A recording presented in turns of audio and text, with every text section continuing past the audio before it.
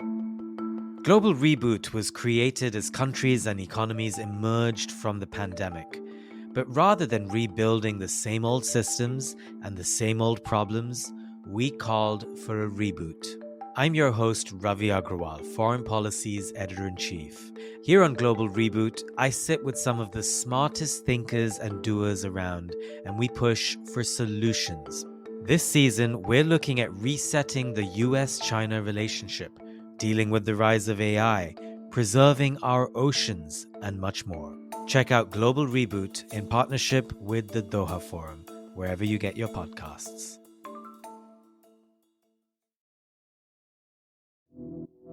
You're listening to One Decision, the show that looks at the choices made that shape our world. I'm your host, Julia McFarlane. Today, I'm doing a one-on-one with my co-host, Sir Richard Dearlove, the former chief of MI6, because he's just come back from a very special trip to the Ukrainian capital of Kyiv. We've been covering the development and impact of Putin's re-invasion of Ukraine rather a lot on this podcast. We've spoken to leaders and decision makers across Europe and the West with skin in the game and unique insight. But this week, Sir Richard was able to talk face-to-face and on the ground to the men and women in charge making the day-to-day decisions in Ukraine itself, including the man who's currently serving as Ukraine's head of foreign intelligence, Richard's counterpart, if he were still in post as chief. Richard was part of a special delegation made up of influential leaders in the security space and policymakers from allied nations. They attended a series of meetings with the Ukrainian leadership during a pivotal moment in the war, as Ukraine prepares to make its long-awaited spring offensive.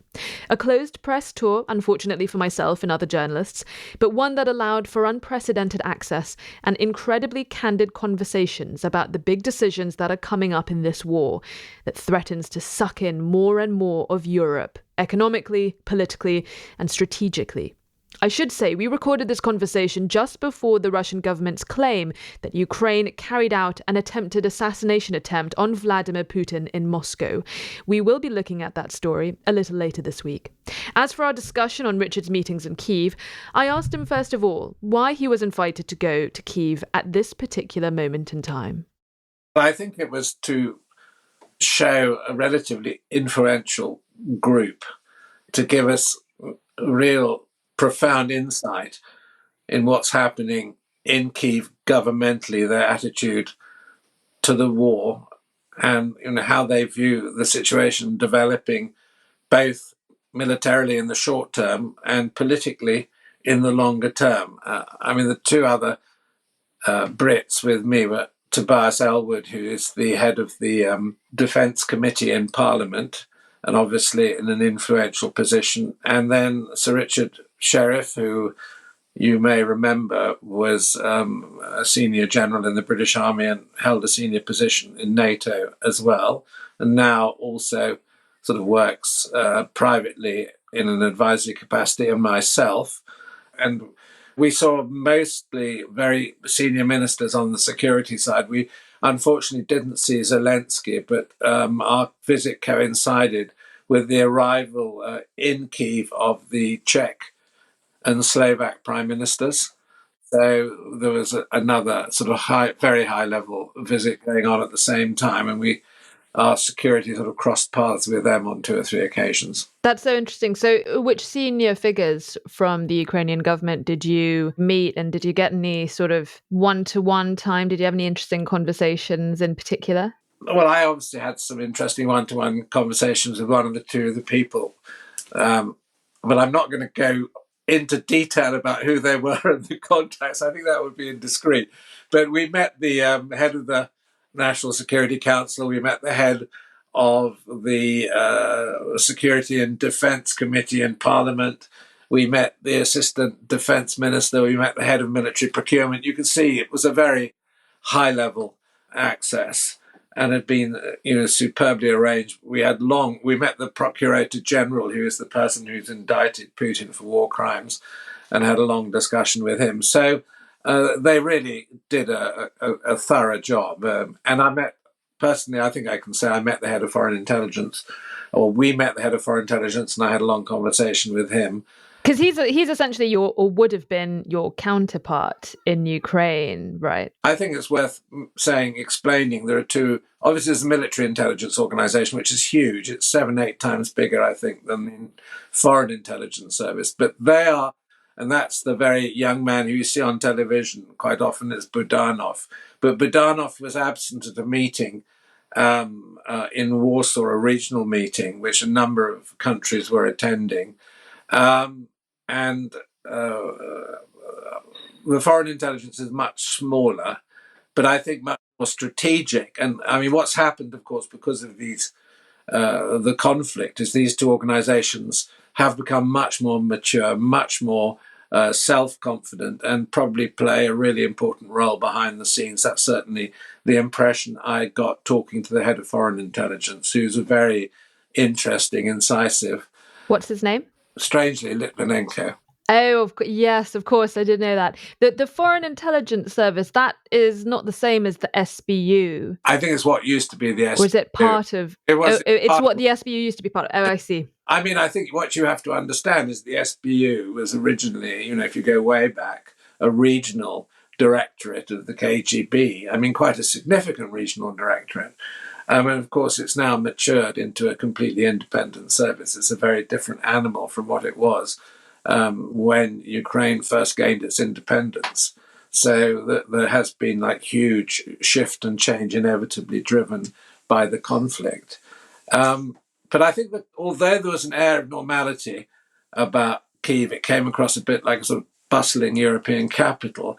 Under the surface of things, you really do feel this is a country at war. And I mean, what's interesting, talking to the Ukrainians, they see this as a really profound political conflict about Ukraine's future place in European security. I mean, the irony is you've got, Putin's special military operation, which of course, is now a rubbish description of what's happening. But the Ukrainians see this very much through a sort of political optic. And they are very much talking about the politics and the underlying implications of the politics. Well, I mean, speaking of political optics, what did you make of the atmosphere and the conversations that you'd had? What could you pass of the general mood of the Ukrainians that you met? Did you get the sense that perhaps they were maybe using this trip to paint a pretty positive picture of how the war was doing? Or could you detect that there was nervousness, that there was concern, that there was frustration with how slowly the West's promises of military assistance is trickling through? What did you detect in your meetings in Kyiv? Well, a lack of complacency about the situation, very realistic, focused attitude, real dynamism amongst the leadership, not over-optimistic, but pragmatic, and massive commitment to what Ukraine has to do. And one was really struck by the cohesion and the enormous motivation. And a lot of the people, our interlocutors, were surprisingly young. I mean, early 40s, maybe even one or two of them younger than that. Some very dynamic women, obviously hugely able. It was an incredibly impressive and rather a humbling experience. But I think that I wouldn't say they're overconfident. I think they are confident about Ukraine's identity. They are confident that if we help sustain them, and I think this is a big if, and they get the right equipment, they are confident that they can win this war. And I think I'll put it as bluntly as that.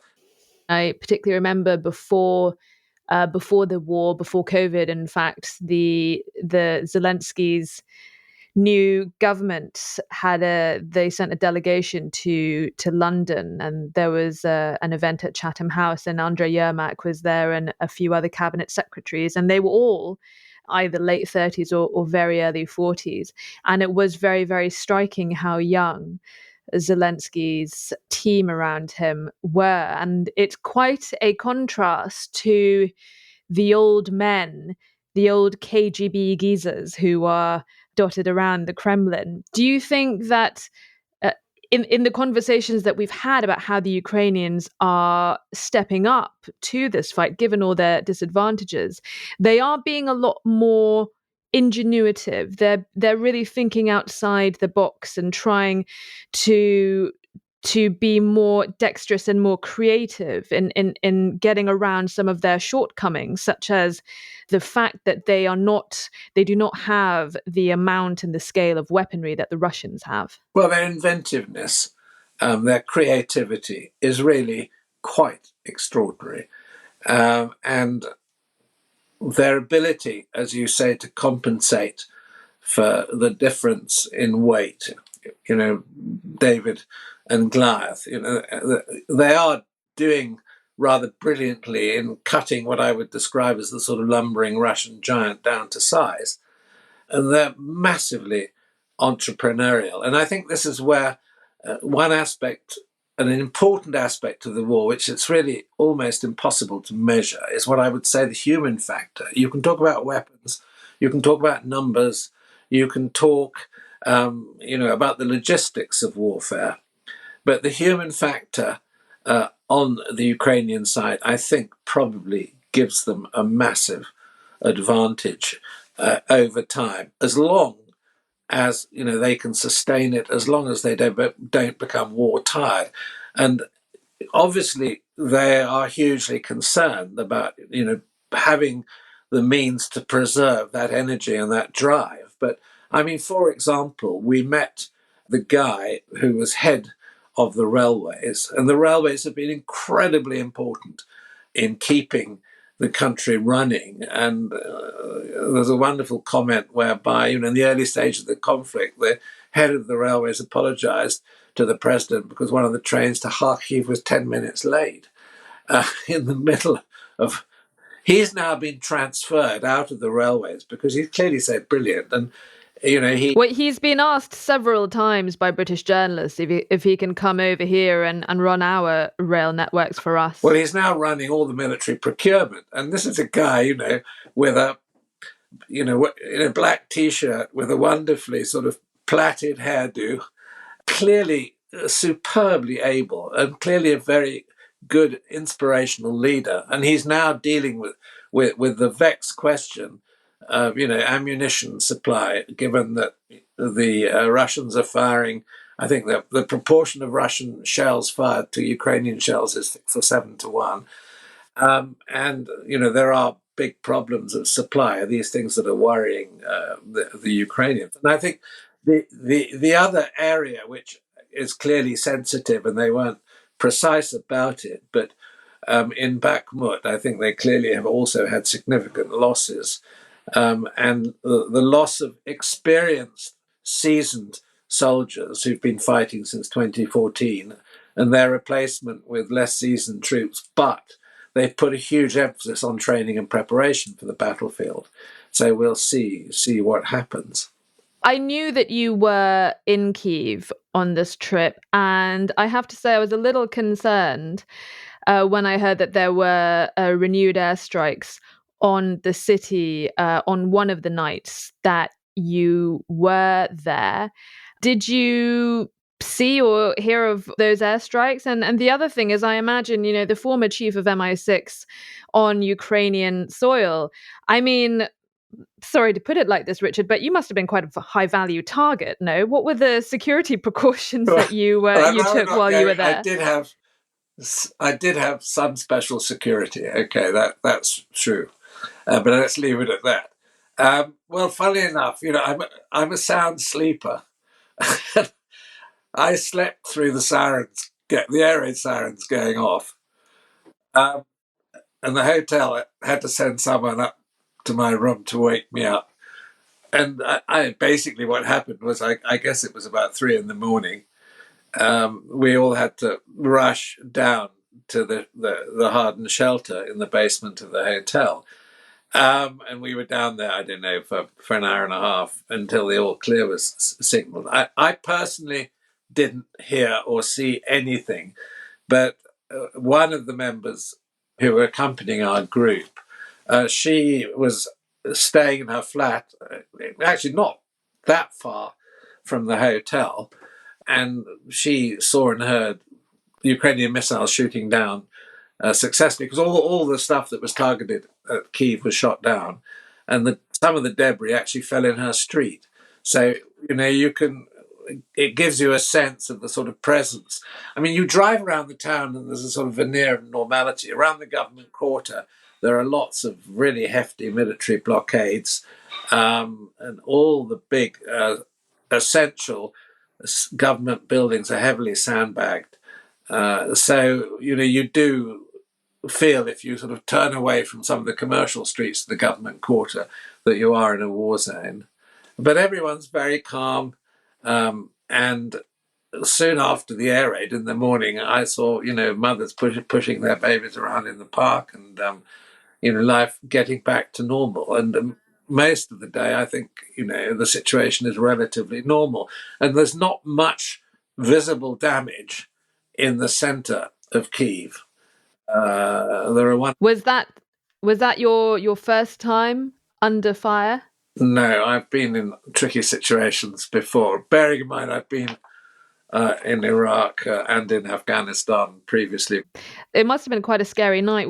How was everyone else in the I bomb think everyone shelter? was extremely calm. I don't want to say we were blasé, but I just think we all thought, okay, get out of bed, go down to the cellars, sit down there with a cup of tea chatting. And the only problem was it was too late to go back to bed when the sirens. So we had a very disrupted night. Now, I think by the end of the following day, some of us were nodding off in meetings. I hope you've caught up with your sleep since then. I'm caught up now, yeah. That's good. That's good. I mean, it's an interesting time for you to have gone to Ukraine and to have had the access to senior figures and leaders as you did, particularly because this is only a matter of weeks after those intelligence leaks were published. Some of them potentially quite damaging for the Ukrainians. There were some leaked documents that appeared to suggest that the US had suggested that Kyiv was not actually heading towards victory in this highly anticipated spring offensive. And also there were leaked documents suggesting that their air defenses were vulnerable, that they were severely lacking in Soviet-era air defense systems, and their stocks would soon be running out, which would mean a huge gaping vulnerability which the Russians could very easily exploit. Well, ironically, I think that the Ukrainians seemed, I wouldn't say relaxed about the leak, but they did see that in some ways it might have worked to their advantage. Did you discuss it with them? Yeah, we did discuss the leak with them, and they didn't make a big deal out of it. I think it's important to say there's not the focus professionally in the government on the spring offensive that there is by our media. I mean, what the Ukrainians are saying is that this war will not be won with a single punch. It will be won by, 3, 4, 5, 6 punches. So they see the war in a much more multi-dimensional fashion. I think it's our media that have somewhat misled us. And in a way, once their sort of shortages were publicized, they felt that this had impressed on their allies the urgency of their need. So in some ways, it's worked to their advantage. I think their main concern that one sort of picked up, not directly, but as an implication of some of the discussions we had with them, their losses of experienced fighting troops have probably been quite significant. And the training and preparation of troops to fill those holes isn't straightforward for them. So, if there's a strategic issue which they focused on, it's that. Okay, the other big issue is clearly supply of artillery ammunition and supply of what they hope will be F-16s. It was rather amusing. One of the people on the parliamentary Defence and Security Committee that we met was a very interesting young woman. I mean, she couldn't have been more than 35. Clearly very bright, very intelligent, very fluent. And she had a T-shirt on which said, which I thought was wonderful, "Girls don't want flowers, they want F-16s." Which she should, of course, she put on for our benefit, but it was amusing. There has been so much about Ukraine's requests for F-16s. We do know that some Ukrainian pilots are already being trained in how to fly NATO standard jets, and the reason why they could be so pivotal to the Ukrainians is that they allow for longer range missile attacks than the Ukrainians currently have the ability to carry out. And what we are seeing on the battlefield is the Russians are keeping all of their military depots, their field command centers, and all of the sort of key strategic sites where you would want to bomb if you were the Ukrainian Air Force. They are all stationed well away from the front lines and sort of out of reach of the Ukrainians. And the only way for them to hit those targets now is if their pilots fly deep into Russian territory, very vulnerable to the Russian air defense capabilities. And so that's why the Ukrainians really want those F-16s. What else is it that they need from the West, or really is the F-16s, is that the thing that will win them the war? And if they don't get those F-16s, will it cost them victory? Well, I think what's worrying them is, the weight of the Russian Air Force, the fact that it hasn't been much deployed because of its vulnerability to attack and its standoff capability. And I mean, to counter that, I think they, particularly if they begin to secure a significant military advantage on the ground, then they need, these more sophisticated aircraft. They also obviously need sustained supplies of tanks, preferably Leopard 2, so they don't have a too complicated a mix of machinery. And then, of course, they need, with that, logistics of spare parts servicing and all of that, which is really important. They need artillery ammunition. And it's complicated because they need ammunition for their old Soviet stuff, and they need 155 millimeter ammunition for their new NATO stuff. So, and then, of course, what they also need, which is vital, is sophisticated training, both infantry training and weapons training. So I think if this war goes on for any length of time, the logistics of supply of what I've listed becomes really, really important. And this is what, as it were, evens the equation between, Russian quantity and Ukrainian quality. And what the Ukrainians clearly do have, is quality and sophistication.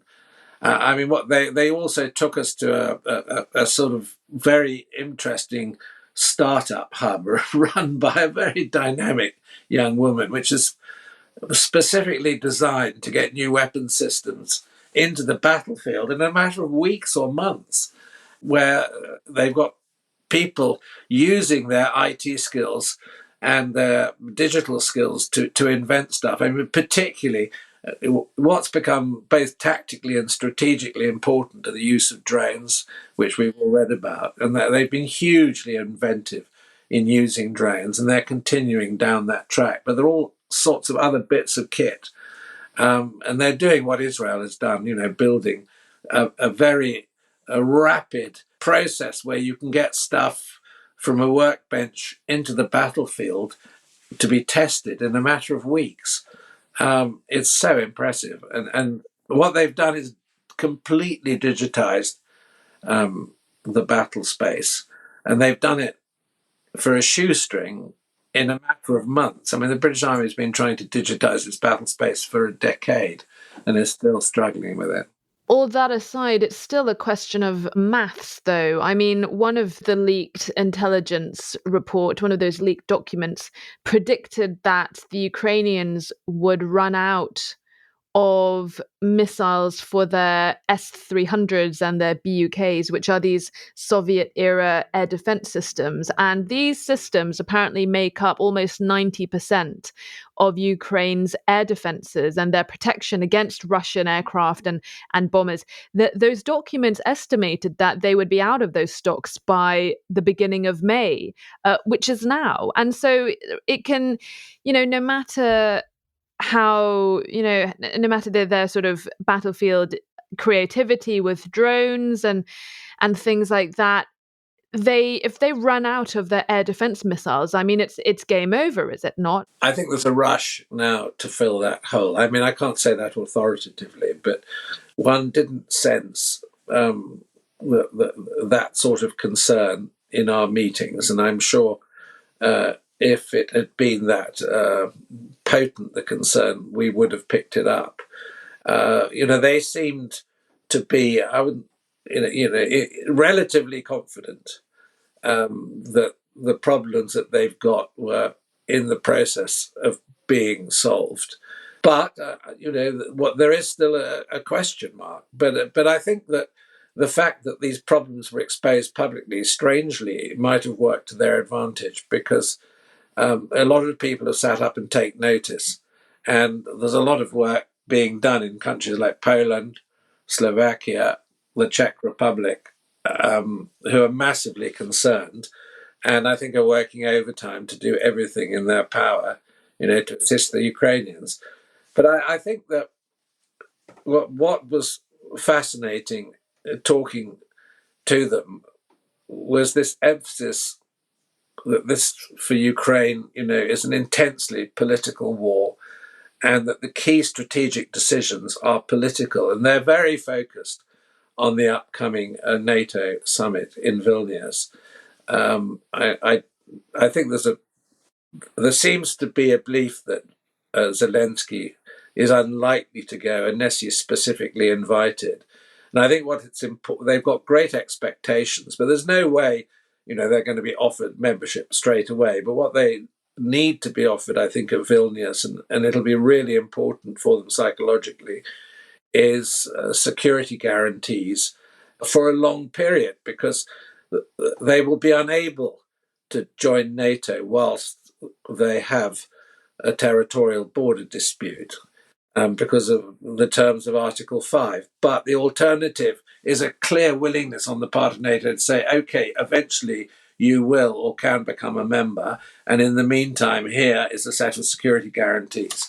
Okay, that's interesting. I was going to ask you about the timing of all of this, and particularly a little bit of semi-veiled criticism from you, Richard, on how the media is handling this anticipated spring offensive. And we have had the Ukrainians speak publicly about this, saying that it's not going to be one big major offensive with trumpets blaring. It's going to be in phases. There'll be several fronts. It may not take the shape that a lot of people in the media are reporting it to be, but is it part of perhaps a timeline that they are working towards? Because this NATO summit in Vilnius takes place on, I believe it's the 11th and 12th of July this summer. And between now and then, maybe Ukraine's most key months in order to demonstrate whether or not they are able to reclaim some of the territory that they have lost since 2022. Because if they don't, at this summit, when all the parties gather all of its allies and all its backers who are spending a lot of money on Ukrainian support, if its allies will eventually push it then to meet with Russia at the negotiating table, if there hasn't been some kind of demonstration, some kind of spring offensive or offensives where they are able to demonstrate that they can start to take territory back from the Russians and the momentum can be moved towards their favor. So are they working on that kind of timeline? Are they going to go to NATO with that request for security guarantees, as you mentioned, or will it be more? Will it be they're going to renew their push for F-16s, or what did they tell you anything about what they were doing to prepare for that? Well, I think you've got to see that the Ukrainians are very good at strategic deception, so they're not going to sit there and tell anybody, even a high-level friendly delegation, what's going to happen next. So, this is a question of speculation. All I would say is I think that what is happening militarily on the ground in the lead up to the Vilnius summit is going to be important because it will influence the discussion. And this is what I mean by the Ukrainians taking a highly political view of this war. The other thing I would say, which was absolutely crystal clear, the Ukrainians will not, under any circumstances at the moment, accept a ceasefire. They will not, under any circumstances, accept a negotiation which does not meet the terms already laid down publicly by Zelensky, which, if you read them, the Russians are not about to agree to. So the sort of talk of peace negotiations, as far as the Ukrainians go, is completely irrelevant at the moment. You know, they are suffering aggression, naked aggression on their territory. They didn't cause the war. And they see that they have the military capability at the moment to regain territory. So their focus is on doing that. And I think that there will be a significant event pre-Vilnius, but whether that is the counteroffensive, I think, you know, you've already indicated there could be 2, 3, 4. And, you know, they're very good at strategic deception, and that's partly misleading the media and surprising the Russians about what they actually do. The other thing that's happened recently, just ahead of your trip to Ukraine, was that recent phone call between President Xi Jinping and President Zelensky, which came off the back of a bit of a diplomatic storm that was set off by the Chinese ambassador to France, Liu She, who sparked quite a lot of outrage after suggesting in an interview that all former Soviet states were not sovereign nations, sort of insinuating that they didn't really exist in having an effective status in international law. And as one might imagine, all the Baltic nations were apoplectic at this, and they summoned all of the Chinese representatives in their countries after that. And then Beijing was forced to backtrack with the foreign ministry saying that Liu She's remarks were not expressing policy, but rather personal opinion. And then after a short time after that was when this Zelensky phone call happened. And we know that President Xi promised his government would send a peace envoy to Ukraine and some other nations as part of his efforts to work on mediation between Moscow and Kyiv. And so were there any conversations about that Zelensky-Xi phone call? And what do you make of China's new thing, trying to act as peace broker? I think the only comment that we heard was that it was important that the call had happened, but the content wasn't particularly significant. And I think, you know, and it wasn't actually discussed very much. I don't want to sort of mislead you, give the impression that it was. I think that after that ridiculous statement by the Chinese ambassador in Paris, I think in a way, Ukraine was reassured that the phone call happened, because I'm sure that she didn't apologize, but I think there was a symbolism about him calling, and just to sort of indicate that was, you know, very, very misleading when it came to what China's position was. But I think what's also fascinating about the whole political situation is the amount of discussion in Ukraine about, you know, the aftermath of the war. And this came up a lot. And I think that, well, I think my views had changed before I went, but it certainly confirmed my view that it's going to be impossible now, after the war, for Ukraine not to be a member of NATO. Because there is a clear sort of, I wouldn't say threat, but it will basically, the Ukrainian line is, after this war, Europe cannot afford to have Ukraine outside the European tent, because you will have a massive military power, particularly if Russia has lost, who would then, as it were, be isolated and would, as it were, become a sort of militarized power in the center of Europe, who would become suspicious of all its neighbors because of what had happened. I mean, it would be a bit like an Israel locked in the center of Europe. So, I mean, I'm certainly of the view now that there has to be a clear path for Ukraine towards eventual membership of NATO. And of course, membership of the EU looks actually much simpler. And interestingly, we met the minister responsible for what's called European integration. And she said very specifically that just 20% of her time was spent on EU integration, which seems very straightforward. NATO intervention, 80% of her time, because it's much more complicated. And what I didn't realize, but I think is an interesting fact, that no new EU member country recently, the ones that have joined, they've all joined NATO first. Okay, you could say that's by chance, the sort of Bulgarias and Romanias. But I think that is a very significant fact too, as far as the Ukrainians are concerned, in terms of thinking about themselves and what happens next. But I think this whole issue of them talking about the aftermath is absolutely fascinating, because it does then make you think about the significance of this as a European conflict. One new significant area of challenge which is facing Ukraine, which the West is going to have to get involved in somehow, is perhaps one of the biggest demining tasks we've seen in recent history. What exactly are the Russians doing? We are seeing reports that they're preparing to pull out of Zaporizhia, and they're preparing to strategically withdraw in some areas, and perhaps those are areas which are going to be full of booby traps and mines. I mean, did you discuss demining with the Ukrainians? Do they have an adequate sort of demining capability, or is that something that the West is going to absolutely need to get involved in? Well, they have their own demining capability, and it is quite significant. They've actually had a demining capability which Ukraine has deployed internationally, so they built it up before the war. I mean, they are demining contractors, and they've worked all over the world in countries which have this particular problem.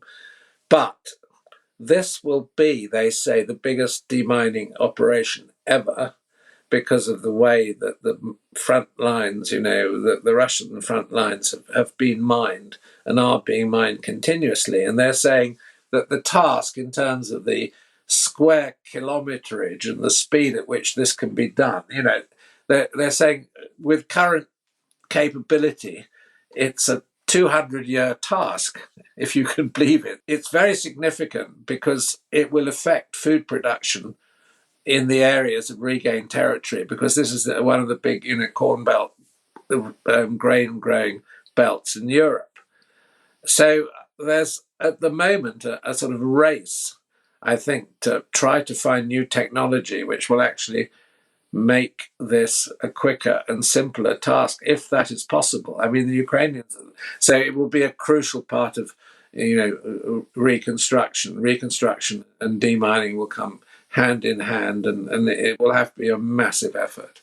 Kevin McCarthy, Speaker McCarthy, was at a news conference in Israel recently, and he took a question from a Russian reporter who works at the state news agency RIA Novosti, asked him whether he would continue supporting the sustaining of aid and weaponry for Ukraine. I support aid for Ukraine. I do not support what your country has done to Ukraine. I do not support your killing of the children either. You should pull out, and we will continue to support. Global Reboot was created as countries and economies emerged from the pandemic. But rather than rebuilding the same old systems and the same old problems, we called for a reboot. I'm your host, Ravi Agrawal, Foreign Policy's Editor-in-Chief. Here on Global Reboot, I sit with some of the smartest thinkers and doers around, and we push for solutions.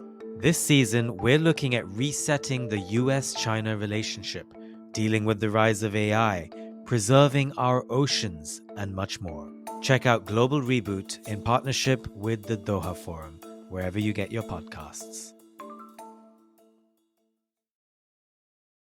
There were some influential Americans on your group. What were the conversations about the support for Ukraine, which is currently bipartisan, but we do know that former President Trump, who's running for re-election, Governor Ron DeSantis, who is at some point soon going to announce that he is running for election, they have said that Ukraine is not America's problem. What was the strength of feeling from the Americans that you were with, and also the Americans that you generally talk to, about this support for Ukraine? I think they would say that that view in the Republican Party at the moment is a marginal view, and that the core of the Republican Party are solidly behind Ukraine. I think, obviously, it's something that could be affected by how the election campaign in the United States evolves. I think that my American interlocutors are pretty upset by some of the things that DeSantis particularly has said, but they say that, DeSantis is very poor on foreign policy, and that, he doesn't really, it's not his forte, he doesn't understand it. His big stuff is domestic policy and domestic economic policy. So they were not, particularly concerned. I mean, concerned to the extent that there is this small group who tends to have these views and says, the supplies should be limited and audited much more carefully. But it's a marginal view. And I think that at the moment there's pretty solid cross-party support. And the Ukrainians don't seem to be worried. And the Americans I spoke to don't seem to be worried.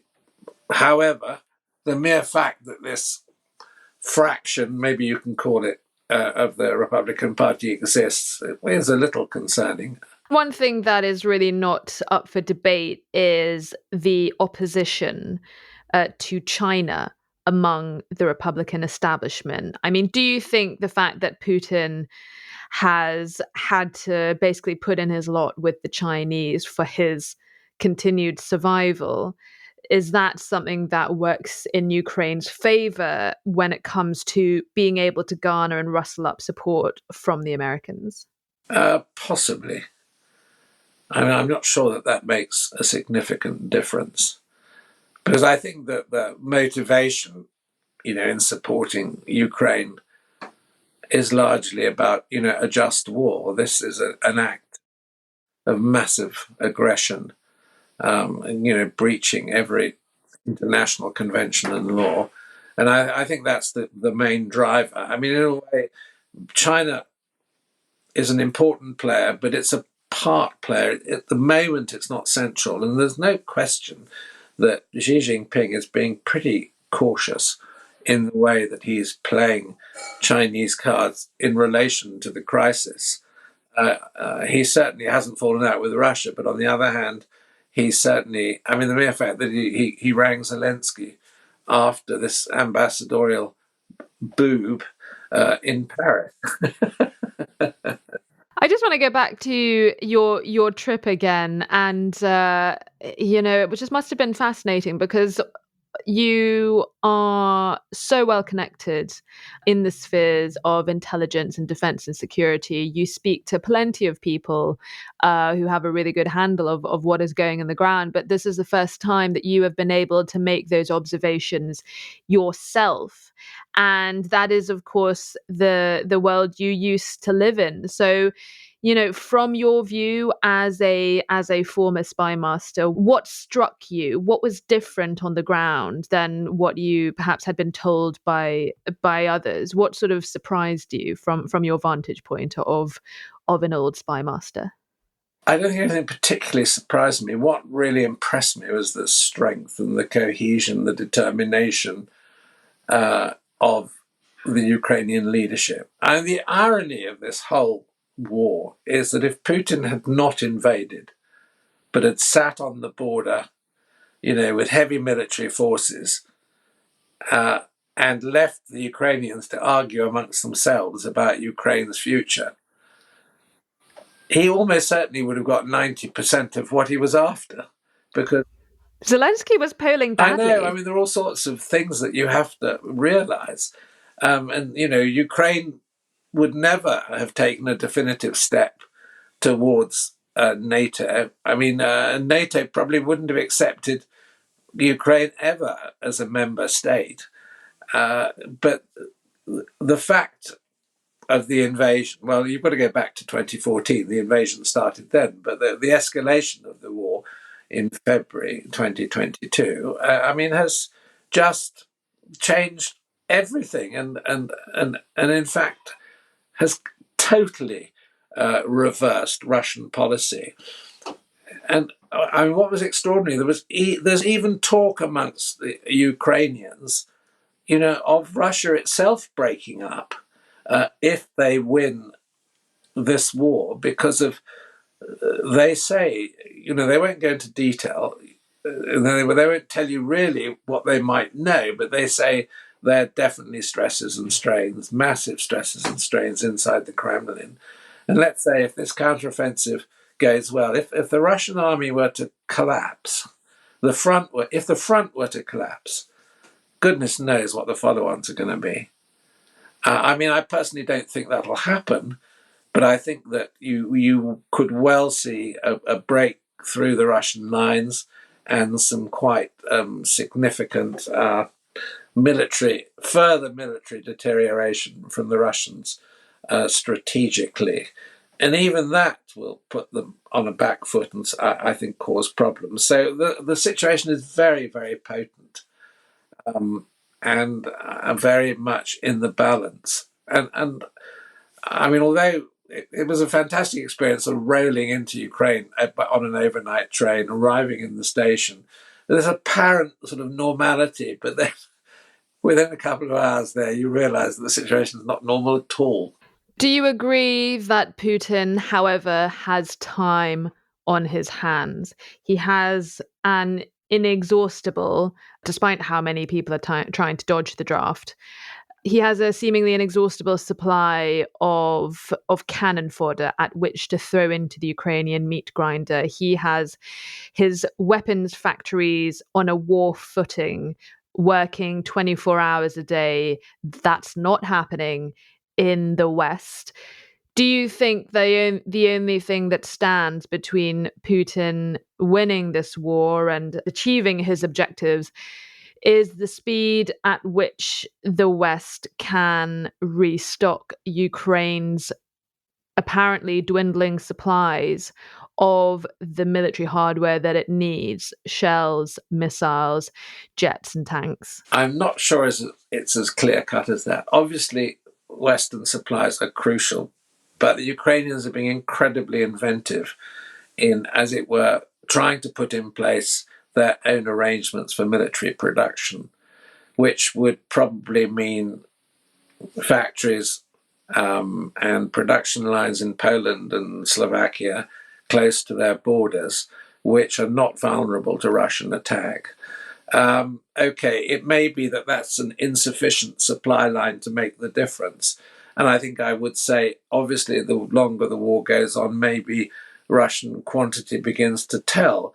But I think the West is realizing, and I think that's why a visit like the one I've made is really significant, with people like myself and others passing out the message now publicly that a sustained support for Ukraine is vital. And this is about the future of European security.